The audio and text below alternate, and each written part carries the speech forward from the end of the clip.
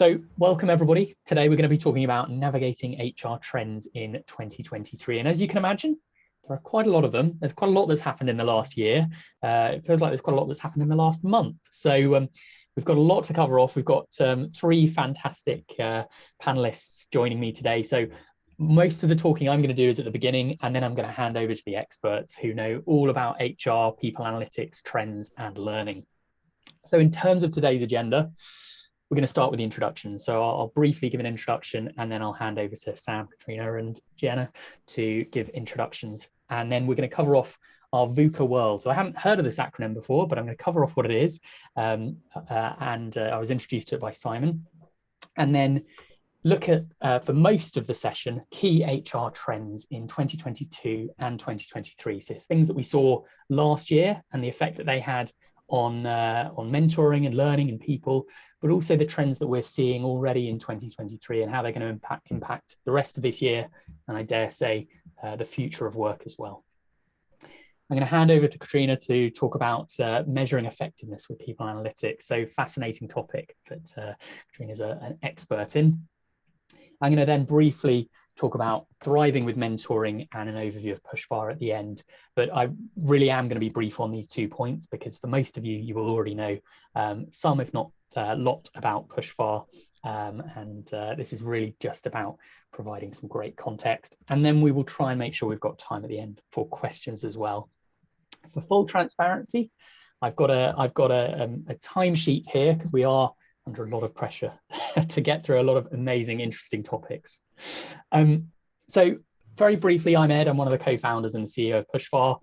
My background is in tech and digital. And then a few years ago, I was looking for a mentor that led me on a path to setting up PushFar.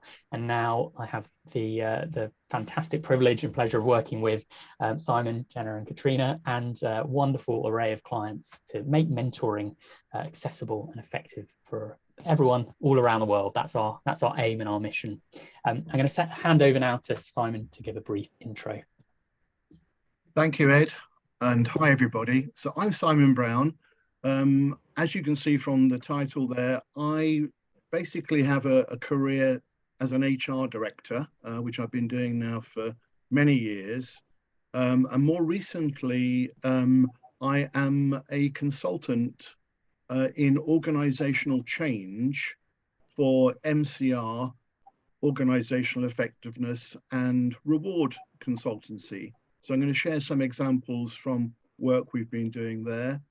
I also am a specialist in research and analytics in the HR field.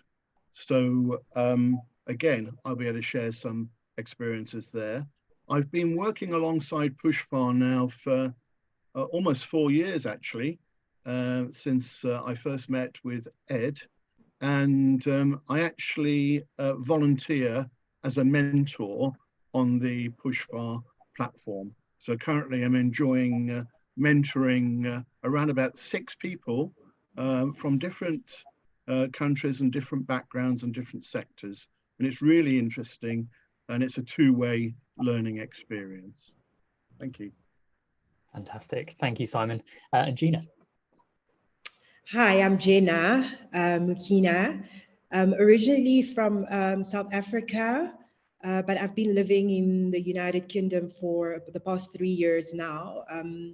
My speciality is an education partner, so I provide a lot of insights and technical expertise in schools across the UK and South Africa and Africa in general, in terms of development, access to human resource tools, growth and opportunities to just become more efficient and effective.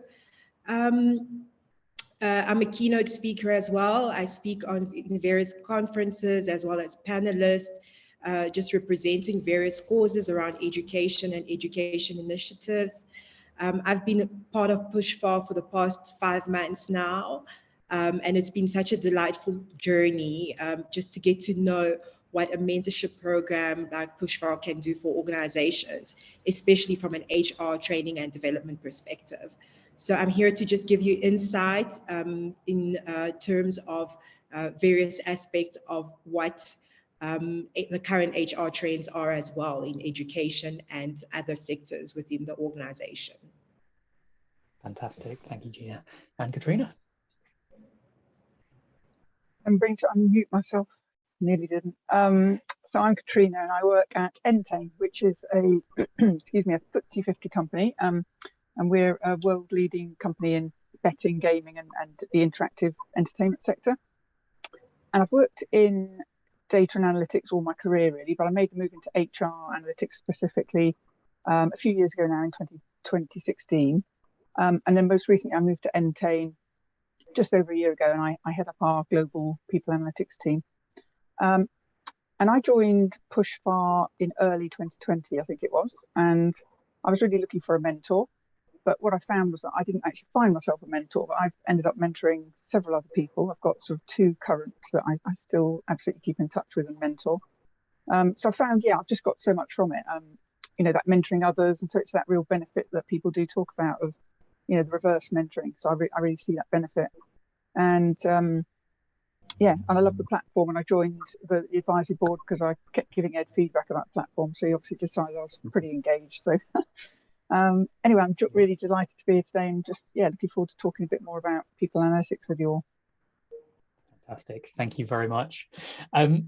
Brilliant. Well, we've got a lot to cover off today, and we're going to start with, and this was an acronym that some of you might already have come across. As I say, I hadn't, but we then did some Googling and realized that it is quite commonly known, so you probably have, but our VUCA world. So volatile, uncertain, complex, and ambiguous. So it's fair to say that probably the last 5 years have felt like this, and increasingly so. We're seeing volatility in markets, in the business world.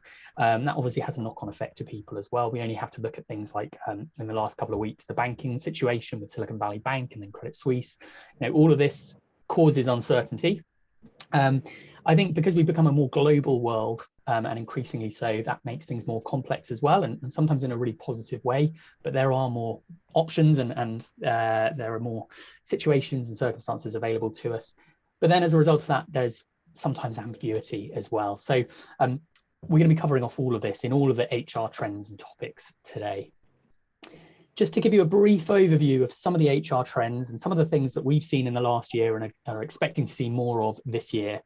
Economics, I'm going to briefly outline some key points around that.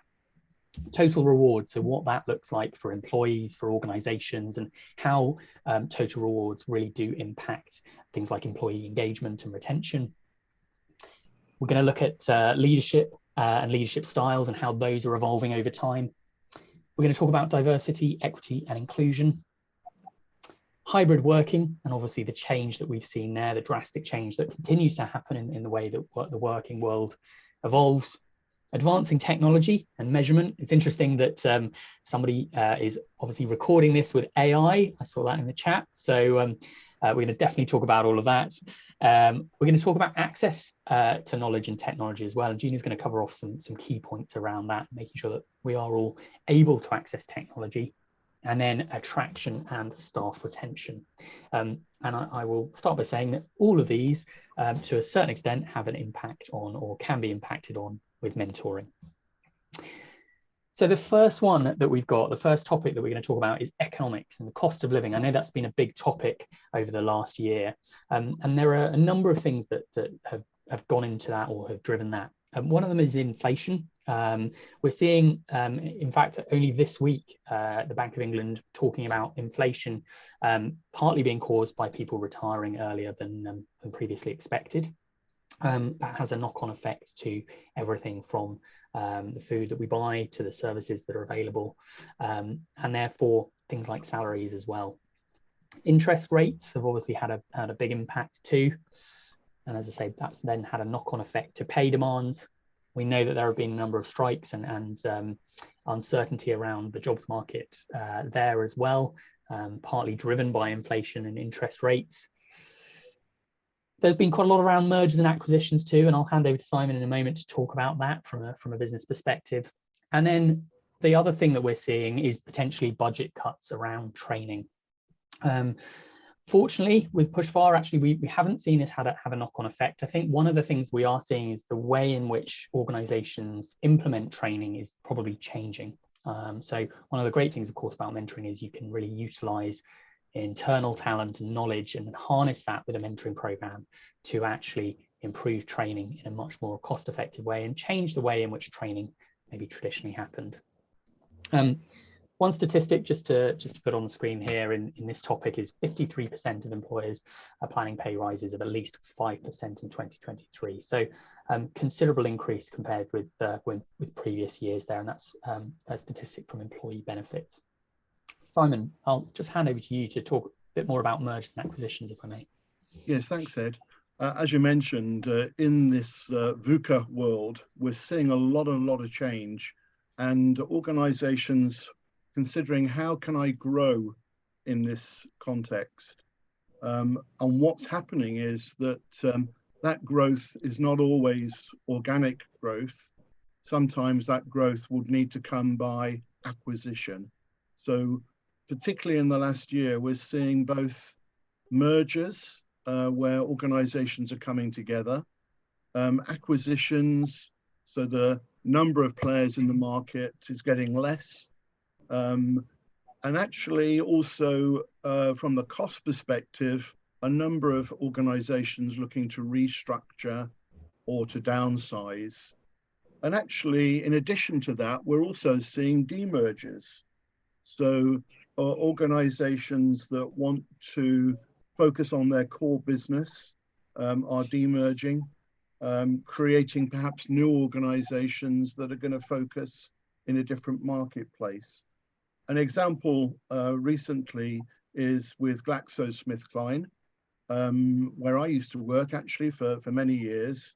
I was there at the time of the merger of Glaxo Wellcome and SmithKline Beecham. That was a long time ago now. What has happened most recently is that the consumer healthcare arm of GlaxoSmithKline has been demerged and a new organization has been created called Haleon. So all of those products such as Sensodyne toothpaste and Aquafresh and Panadol are now managed under the name of Haleon. So there's an example of demerging. It's all about focus. It's all about how can I grow in a VUCA context. And the budget cuts, as Ed mentioned, really, the challenge there is that very often, and this is counterintuitive, organizations tend to cut budgets, particularly in the area of training. So the leadership program goes out of the window. Many of the training programs get cut back.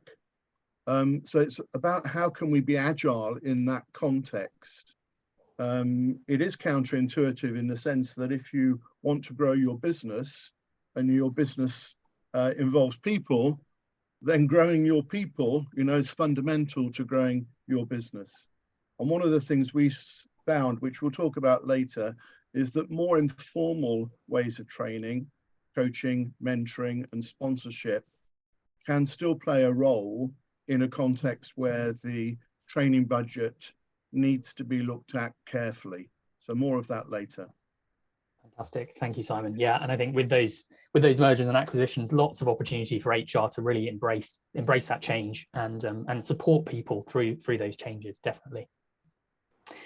So Simon, I'm going to hand over to you to talk about the total rewards here, if I may. Sure.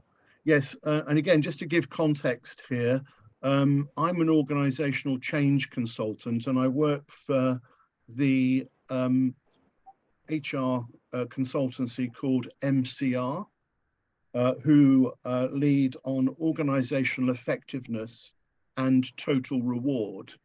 And what we're seeing based on the previous context there, the economics, is that more and more organizations are looking to balance their pay and benefits. And in a context where the budget for increasing pay is tight, and for many organizations that are operating on a low margin, it's not possible to be sustainable. They're looking more to their benefits. So total reward being the actual value of both pay and benefits. And what we're finding at MCR is that the key areas where there's increased activity here, firstly, is in the area of strategic workforce planning. So it's becoming a key driver for organizations that are seeking to define and build their future pipeline. They're looking at their workforce, they're looking at what capabilities do we need for the future, so that they can be future-proofed to some of the disruption that we're facing in the world of work. So strategic workforce planning is a real big initiative, which is not just quarterly, but is looking 2-3 years out. Also, we're seeing quite a lot of redesign and refocus on reward and sales incentives as ways to attract people and ways to retain and motivate people in the organization. And particularly sales incentives being reshaped in that context. So also, if we take it wider, we're seeing perhaps more of a focus on giving one-off bonuses to help retain people, rather than building a pay increase into base salary. And as you probably have seen from various negotiations around strikes, some discussions about multi-year deals rather than what are we going to do particularly for today. I've also seen some great examples of innovative holiday arrangements. So I'll give you one example in the travel sector, where the margin is low, so big pay increases isn't easy. What's happening there is that if you take a holiday with the travel company as an employee, you can stay on in their hotel after your holiday and work for 1 or 2 weeks remotely from that holiday destination. So that's certainly very attractive to those people working in the travel industry. I'm also seeing a good use of Perkbox and various apps relating to benefits that people can easily access. A lot of short-term benefits in terms of vouchers and discounts, cycle to work, tax relief, etc. A lot more focus on flexible benefits is occurring. Fantastic. I like the sound of that travel benefit. I think I might have to set up a travel company or join one. Okay, yeah, we'll talk about that later. Brilliant. And Simon, I know the next topic is another one that you're going to lead on, and that's obviously leadership styles. And we're seeing a lot of change there, I think it's fair to say. Yes. I'd love to hear your thoughts and experience and insights on that. Yes, and as you say, definitely the VUCA context is really changing the way leaders need to work and their particular style of operation. If we go back 10 years, in a more stable environment, the leadership style tended to be quite command and control, leading from the front. And what we're seeing now is more of a movement towards what we call servant leadership, where the leader is there to enable their team. It's rather like the inverted pyramid. They're there basically to support all of their team, to equip their team, to inform their team, to motivate their team, and to actually provide the opportunity for their team. So a shift in the way that leaders are operating, being embraced well in some cases, and actually they're the cases where those organizations are continuing to attract and retain their staff. And in some cases where leaders are slow to move to this new style, we are seeing some clashes, and this is manifesting itself in the Great Resignation, as we've heard. A lot more focus now on wellness and empathy. We're hearing a lot about these as leadership topics and areas that leadership need to be equipped in. And in a context of post-COVID context of hybrid working, we're seeing that the relationship, the psychological contract between the company and the employee is very much more around trust than it was before. Women in leadership is growing, and when we come on to the diversity, equity and inclusion section, I'll give you a great example of how that is developing. And some of those styles are being enabled by a more equitable leadership workforce.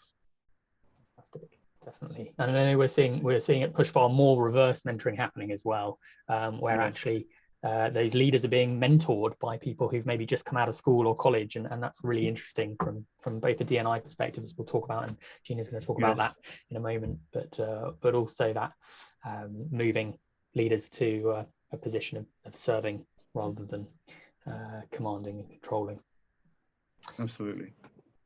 So Simon, I know you're quite involved with the SSON, and it'd be great to just go through some of these key points here on this survey. Yes. As you mentioned, Ed, I was involved in developing a research insight report for HR globally, and this was produced in December, so just a few months ago. And we interviewed 70 HR directors across the world, so this is all regions, and we asked them to prioritize what they think their employees expect from their leader. And it was very interesting to see how they prioritized this, because number one is to support employee well-being. So this whole topic of wellness and mental health really drew the largest priority response for our leaders of today. What's interesting about this is that when we ran this survey 10 years ago, and when we ran this survey 5 years ago, wellness was not even on the agenda. So it's very interesting to see how in the last 2 to 3 years, the focus has changed. Number two is inspiring and motivating employees to do their best work. So this very much fits in with the servant leadership style. As always, and this one has always remained in the top 3 or 4, ensuring that employees are paid competitively, and often the total reward package with benefits and innovative benefits can help that particular mix. And I think a fourth one, which again is a post-COVID initiative or response to hybrid working, is that leaders recognize that it's important to let employees have more control over where they work.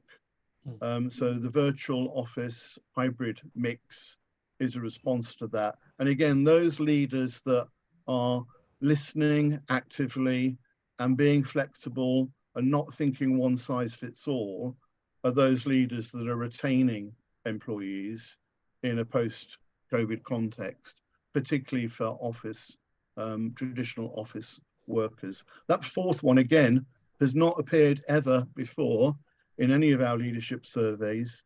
So that's important. And then if we look at employees and what employees expect from their leader, so what we've got here is that the most important for employees, the most important for employees is they want their leader to empower and trust them. So again, that really is a shift from previous surveys that we've run.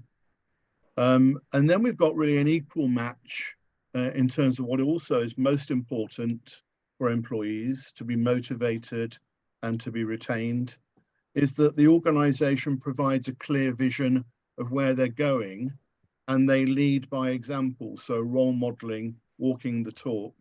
That's particularly important in this volatile and uncertain world, to be able to have some kind of roadmap.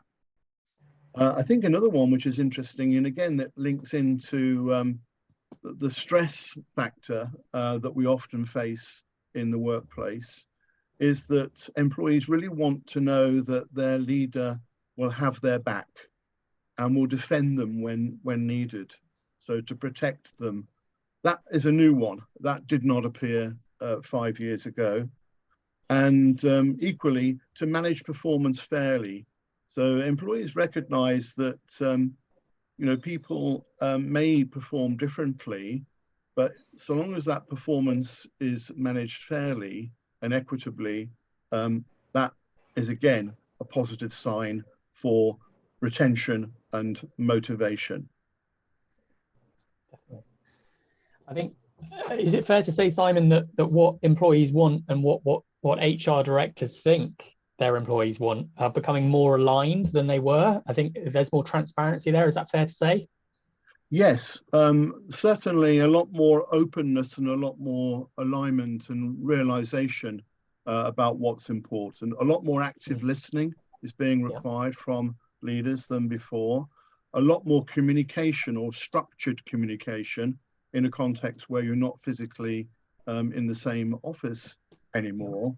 What is interesting is that empowerment was actually number 7 in the leaders list of what was important for employees. And as you can see here, it's number 1 for employees. So there's still a little bit of a message there where there's a bit of a gap in terms of what's the most important style. But yeah, a lot of commonality, as you say, Ed, in terms of some of the other factors. Yeah, fantastic. Really interesting. Thank you, Simon. So I'd love to hand on to Jena now to talk about diversity, equity, and inclusion, because I know you've got a number of sort of insights and topic points around this. That's correct. In regards to diversity, inclusion, and equity, it is a growing trend in HR. Something that has brought a lot of organizations to reflect on the current status within their organization, on what they want to attain. Diversity really, with AI and technology available, is something that is readily available to read upon, but it's not easily implementable. I think one needs to consider the fact that leadership needs to start with the elements of diversity, equity, and inclusion. And one of the approaches to that is to be innovative in the approaches that one utilizes to guide diversity within the organization, using a bit of creativity to come up with ideas to include those that are different around you, so that you are able to come together with amazing ideas within the organization. And diversity also contributes to complex problem solving, because it is said that people with different perspectives bring about various solutions to the problem. And hence there has been a drive in HR towards employing people that are different, so that one can, collaborate and come up with various ideas that would potentially bring the organization forward. Coming from an international and global perspective, that's very important. From my perspective, being exposed to language barriers, race barriers, religious barriers, whatever the case may be, having a different type of ideas around the table helps a lot of organizations avoid fundamental mistakes as they proceed to growth or internationalism. So another area that could also be discussed is neurodiversity. And neurodiversity is really the mental capacity of a diverse group of people coming together and collaborating to find various ideas. And that is that's without judgment, without discrimination, but adopting various ideas around fundamental issues that are observed within an organization. So neurodiversity is a topic that I would definitely recommend HR individuals or organizations to look into, because it's really adopting and appreciating the diverse differences within which we come from, and be able to utilize this to ultimately make the best decisions for our organizations going forward. Discriminating factors vary. It can be age, it can be gender, it can be religion, it can be sexual orientation. Yet HR can simplify that and utilize that in their approach to forward their thinking, and utilize that in implementing various areas of just learning and development within staff and professionals throughout. So DE&I is really, really important, and it's currently a trend that one needs to observe, especially if you're looking to grow within an international or a global perspective, or extend your organization towards new opportunities, so to speak. I think from that perspective, you know, DE&I branches out into various aspects or fundamental aspects of HR as well. It can be from your recruitment perspective all the way to your implementation of strategies, and even the way you approach your clients and customers would essentially require some understanding of DE&I. And again, observing that within a mentorship platform provides a lot of opportunities for engagement. You know, getting to know how someone of a different culture, age group, or representative of a different gender or race can add value to your thinking process, your strategies, or your way forward of thinking in terms of your organization and its well-being. Fantastic. Yeah.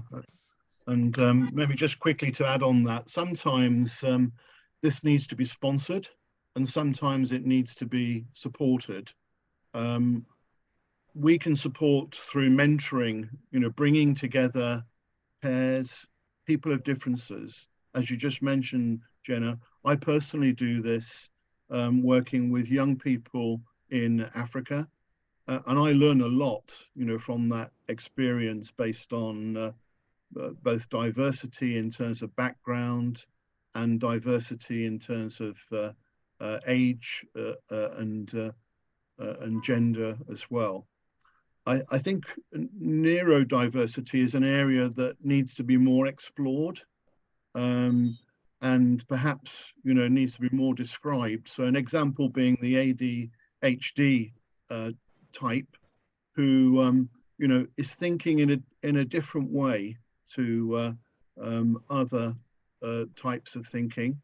And actually, you can bring all these different ways of looking at problems together by engaging people from different backgrounds.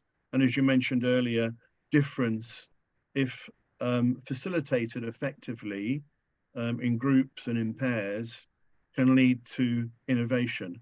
One example I have of sponsorship, however, is that women in leaders, it's been a slow journey to get to the point where women leaders are equally represented as male leaders. At GlaxoSmithKline, that has been achieved quite significantly by sponsorship from the senior level. So we have Emma Wormsley, who's the CEO for GlaxoSmithKline, and Diana Conrad, who's the CPO. And over the last 3 years, they've really led an initiative to increase representation to the point where women leaders now make up 45% of the leadership population. And that was less than 40 3 years ago.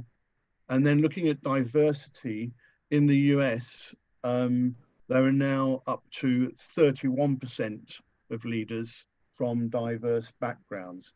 That's really only happened because the culture and the expectations from senior leadership have role modeled that. And all of the performance from recruitment and development have been linked to enabling that. So mentoring is good, and sponsorship is good.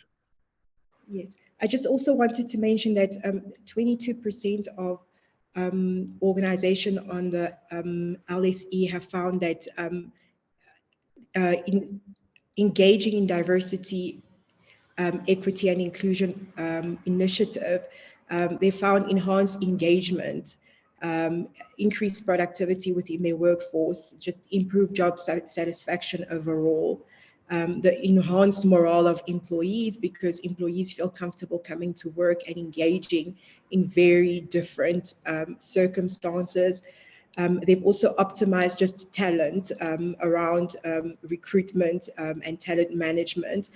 because rather than seeing people for what they are, they're seeing people for what they can add and what Yes. value they can add within the organization, as well as just increased trustworthiness of organization. They appear more credible, more trustworthy, especially when engaging with people of different demographic or geographical profiles. And also for social entrepreneurs or people or individuals working with a social acumen, the community responsiveness becomes a lot more believable and credible. So DE&I has got far-reaching implications for HR professionals as well as organizations overall. And again, just to close off on that, having a mentorship or a mentorship platform that allows that type of engagement and conversation will also allow training and development to occur at a more manageable pace, especially considering that we as professionals are always busy with our day-to-day things and are not always available to commit to initiatives or training that is outside of our comfort zone and the likes. But we'll discuss that in hybrid working conditions. Thank you. Fantastic. Thank you, Jena. Thank you, Simon. Some really interesting points there. I think D&I is probably, or DE&I rather, is one of the big things that we see at PushFar in terms of the driver for mentoring programs. And as you say, it's about getting those conversations going, people learning from lived experiences of others. And I'm sure Katrina is going to talk a bit more about sort of people analytics and how that feeds into, to a certain extent, D&I a bit later on as well. Yeah, definitely. Fantastic. So conscious we've still got a bit to cover off, and time's moving on fast, so we might sort of skim through a couple of these quite quickly if that's all right. So the first one, hybrid working. I think there's some really interesting things going on there. If I can hand over to Jena to briefly outline that, and Katrina as well, in terms of what you're both seeing within hybrid working. Yes, Katrina, I don't know if you want to go ahead of me or No, go for it. Go for it. Super. So there's definitely been a trend towards hybrid working environment. I speak for myself because I am commonly working across countries, moving from Dubai last week to Amsterdam, and right now working in Johannesburg, South Africa, and back to the UK next week. So there's definitely been, and I still have my job. So there's definitely been a trend towards hybrid working. I think companies are focused more on productivity and reliability in terms of connection, which we will speak about a little bit later, but deliverables are what matters most. Individuals are able now to work remotely from home, and that distinction is there, and it's quite clear that there has also been evidence of happier individuals working from home, being able to manage their output levels as well as manage their home and personal lives relatively. So, HR professionals should continue to harbor hybrid working, provided that it benefits their organizational requirements, and proper KPIs and performance reviews are in place to determine whether employees are in fact being effective and efficient in their deliverables. But that doesn't stop individuals from being able to be dynamic in their approach to delivering. There's so many tools accessible to individuals to be able to work with content and effort being put into providing responsible employees with more time to manage on their own, but yet be able to, utilize it to their best interest and to the organization's needs and requirements, so to speak. Yeah, and I was going to talk later, but I might as well mention it now. There's like an example project which you could use. You could use people analytics to really look at this area. So, I think a lot of organisations are really maybe going back to the office. They've got rules around sort of hybrid working, And then, you know, after a few months or a year, you know, the chief people officer turns to you and says, you know, well, is it working? Like, how are we, you know, is it working? Should we keep doing it, or should we force everyone back? So there's a piece, you know, I was going to talk just briefly. There's a piece one can do about, you know, how have we utilised our office space, let's say, since COVID, and is hybrid working really working, and which teams are working in a really positive way as a result, like in a collaborative way, and which teams are looking very siloed and maybe alone in the way that they're working. And then it links in really nicely with DE&I, because which employees are benefiting. So the way you might do it would be to take, you know, all these different sorts of data around, like operational data, so around your office usage, sorts of data around booking desks and booking rooms. You can see, and you know, tell who's in the office and who's booking. And you can combine it with other things about the employee, maybe their commute distances and things like that. And you can use operational network analysis to understand which teams are collaborating. And actually it ties into this point about technology, shared drives, folders, Teams, Slack, all that sort of data. You can see who's collaborating with whom, and you can work out who's working in a more siloed way. And you could then merge it with well-being data, so survey data, for example, that you might have from your engagement survey. And so by that, I mean, it might show that a certain cohort are looking like they're not working very well in hybrid working, and then you might see really low well-being scores. And that really helps you to say, well, something we need to do here for this, maybe for this cohort, or maybe for the whole business, to drive a potential change, you know, into your hybrid working policy. Yeah, as you say, it's important to measure this, isn't it? And recognize it's not just a one-size-fits-all solution. But it can be a competitive advantage if organizations listen and apply hybrid working in an agile way. I mean, we had that 4-day working week pilot in the UK recently with over 100 companies. And at the end of it, 92% of those companies are saying they're going to continue. And you can see some of the positive benefits that you can measure there in terms of engagement and sickness absence reducing dramatically. But the interesting thing for me was that, again, from an organizational perspective, by going from 5 days to 4 days, the productivity actually increased. And you could say, okay, it only increased by 1.4%, but that's working 4 days, not 5 days. So I think it's important to be able to collect this measurement in order to be able to argue the business case, because I have felt in some cases where leaders have said, well, how can we get back to the office? You know, what can I do to get my people back to the office? And that's missing the point. You know, that's going back to command and control rather than empowerment. Yeah, it really is. And I mean, I think what I've described is maybe that's really complicated. It's the holy grail, but you know, there's some, you know, there are packages now in the market which allow, we're going to come on to this, I guess, but you know, that allow this sort of the inputs to be taken that can really test, you know, whether our way of working is optimal. And it's just got to be great for everyone, right, to know whether it's working or not. Who could not want to know that? Yeah, absolutely. Some really interesting, and I'm really looking forward to hearing, Katrina, in a moment about the technology that we can use around that. And I know we're going to come on to the people analytics a bit later, but in terms of technological or technology measures, I know you've got a couple of points just to briefly outline here. Yeah, I have. So, you know, there's now a growing number of, you know, key players in the people analytics space in terms of the platforms, which offer a way of, you know, taking and processing your HRIS data and your other data, and then delivering insights at scale for managers and for your HR professionals. And it's really allowing your teams to scale their solutions. And that's the thing I think it's really impossible to do, really, if you're taking data out of your HRIS and combining it in a more manual way. So even if you're using something like Tableau or Power BI, you know, you can create something really insightful and it could be impactful.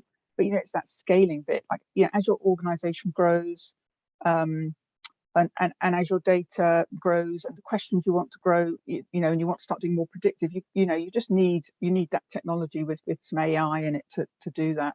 And there's now next level, you've got again lots of platforms that have those sort of specialist people analytics technologies, so things around like assessment analytics or text and sentiment analysis. And I've already talked about organizational network analysis. Again, that's AI, in the people analytics space, just really allowing you to understand, the real organizational networks and how your employees are influencing each other. What else have we got on this slide? I mean, ChatGPT. I expect everyone on here has heard of it. I actually was at a conference a couple of weeks ago, though, and actually met quite a few people hadn't. So, but I'm sure most people know it's a conversational AI tool, and obviously what that means is you can ask it a question and it gives you an answer. And I think the thing about ChatGPT, it's basically the first to market with a massive, set of learning data behind it, if you like. And I think they've got like 100 million users already. It's the take up's just incredible, isn't it? But I suppose what I was going to say here is, AI has actually been around for years. So we've all interacted, haven't we, with chatbots on websites, whether it's shopping in your personal life or a system at work. We're all used to that. So in that sense, ChatGPT is not new in that sense. We've had those. It's an amazing opportunity for us all, I think. But it does come with all those risks and benefits, risks and challenges that any new tech and any AI brings. I don't know if anyone else wants to chip in. Maybe just stage. on a humorous note, when we were designing this workshop, we thought, well, what can we call this workshop? We bounced a few ideas around, and then Katrina offered to ask ChatGPT, and that derived the title. I literally typed in, what's a good name for a webinar about mentoring and analytics and whatever, and I think actually what's interesting though, it came up with an idea which I don't think was exactly what we went for. So I think that's exactly it. It gives you a really brilliant good stuff for 10. Sometimes I found it gives you stuff that's very stilted, but it's that creative. It does at least prompt you with some great ideas, and then I think a human can take those ideas and do, refine it, finesse it. So we did the edits, it was good. Yeah, it was good. So navigating HR trends is what we came up with, and thriving through mentoring. Yeah, brilliant. So, Jena, I'm conscious of time. We've got quite a bit still. So, if you wanted to say a few words, I suppose, about access to technology and knowledge, I'd love to hear your thoughts on that. I know this is an area you work in, and I'm conscious you're on mute as well. Sorry. Yes, I'll be very short and brief. Basically, technology obviously enables organizations to achieve a lot more. Having again traveled across various international markets, it's not every market that has sufficient access to knowledge and technology. By knowledge, we mean access to internet, Wi-Fi, consistent access that allows you to do your research, to load your work, to be in group chats, to be in meetings. Very often in African countries and other countries, you'll find that there is a limitation in terms of infrastructural access that provides Wi-Fi or the likes.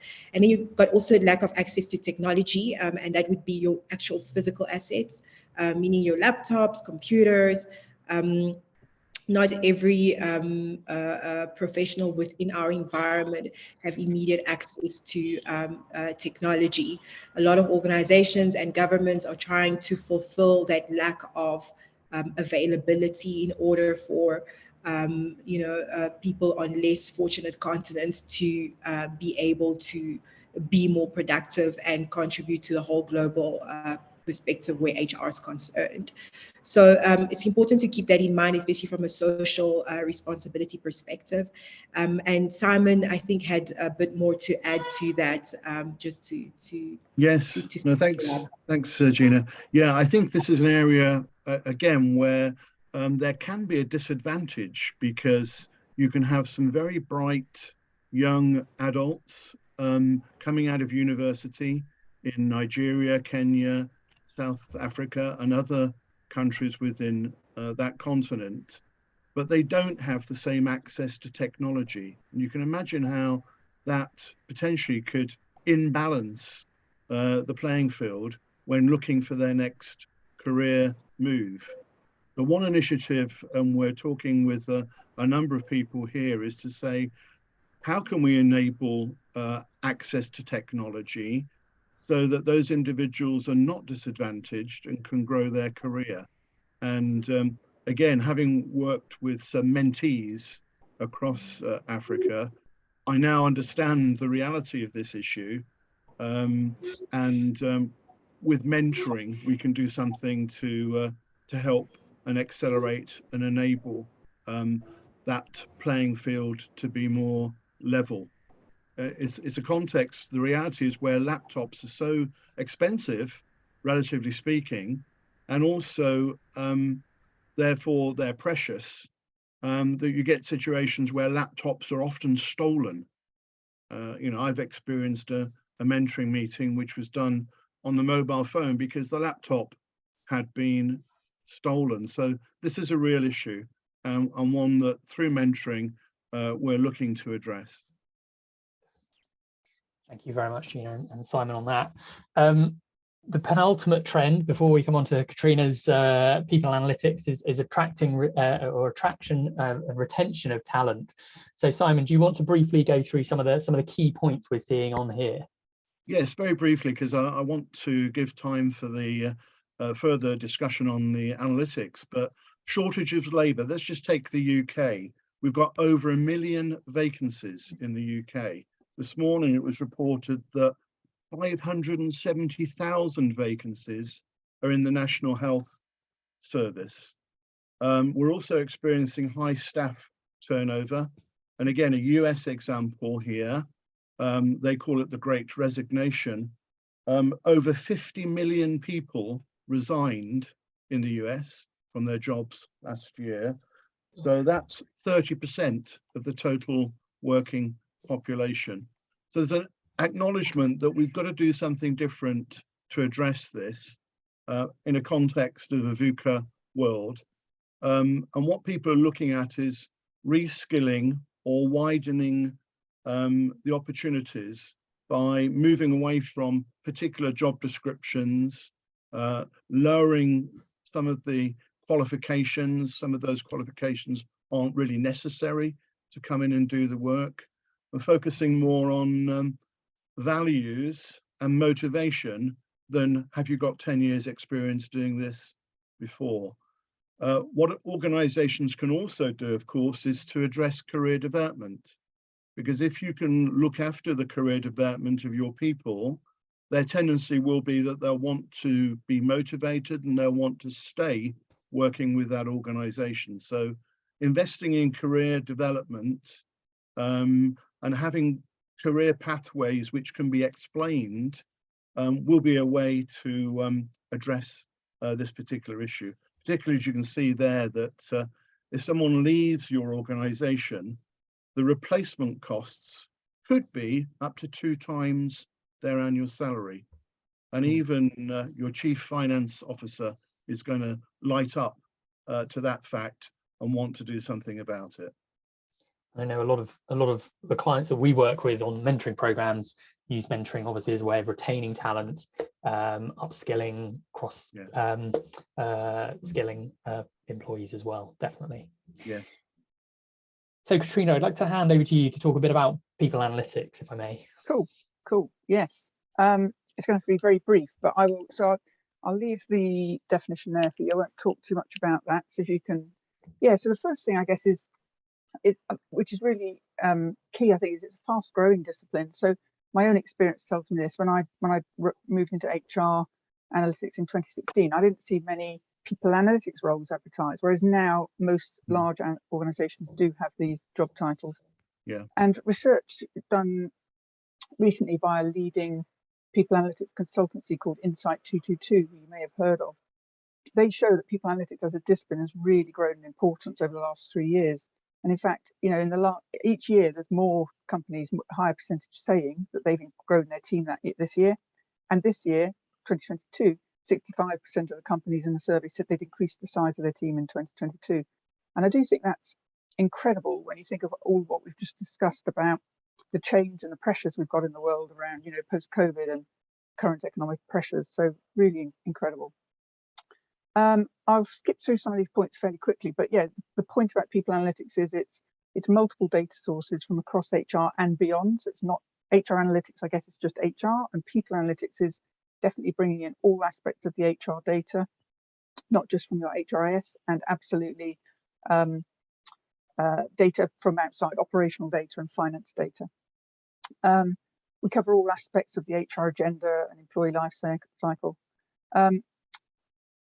So the next point I think is worth talking about a little bit. So from dashboards, which is descriptive analytics, to predictive. And the point here is about the breadth of and the types of insights we can deliver. So as with any discipline, there's a real maturity curve around the functions. So at one end, you've got really low level of capability, where you might not have very good people data, and you've got to do a lot of data manipulation. And at the top end, you've got advanced predictive analytics. I won't go into it as much detail. I'm going to skip on because I'm just aware we've got so little time. And the last piece that it brings you into is that this variety of tools and techniques that's out there. So there is now a number of people analytics, tech available that involve AI. Couple, some key players in this space, and these absolutely, as I said before, allow you to sort of scale your solutions.